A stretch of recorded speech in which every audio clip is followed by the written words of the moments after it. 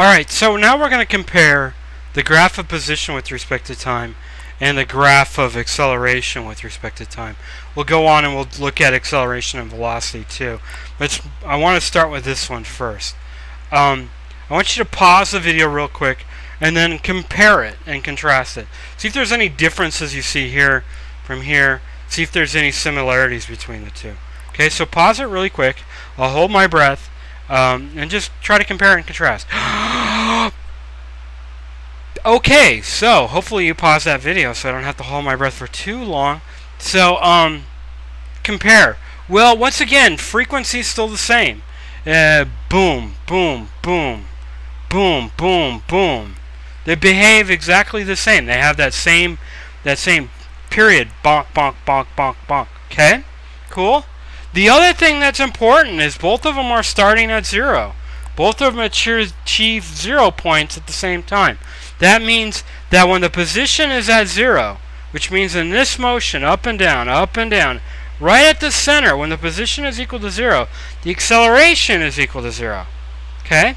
So that means at those points, you've got a 0 position and a 0 acceleration. Okay? Cool? So those are some similarities, differences. Size, amplitudes here. They can be different sizes. More than likely, expect your accelerations to be considerably smaller than your position and values. It's not always true. There are situations where this value can be considerably bigger than this value. I mean, if this omega, this natural frequency, is greater than 1, then omega squared is certainly going to be bigger than, or x times omega squared. Sorry, it should have been x max. Let me fix that real quick.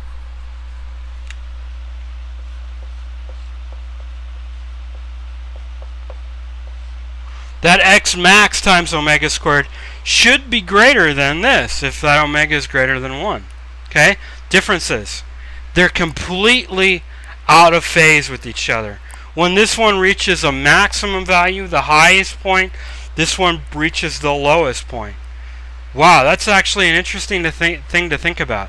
So as the object achieves its maximum point, it reaches its maximum height and it starts to head down, its position is in this direction. It's pointing straight up. So as it goes up, its position is this way. It's positive. It's pointing up. But it's achieved its maximum negative acceleration, which would be its minimum acceleration, down. So there's an acceleration down on the object when the position is up. Okay? When the position is down, when it's reached its lowest possible value, like that, when its position is down, its lowest possible value, its acceleration is up. It's its highest possible value. It's reached its maximum. So that's a major difference between these two. They're completely out of phase with each other. When one reaches the top, the other one reaches the bottom. Okay? And that actually is the reason why it's simple harmonic motion.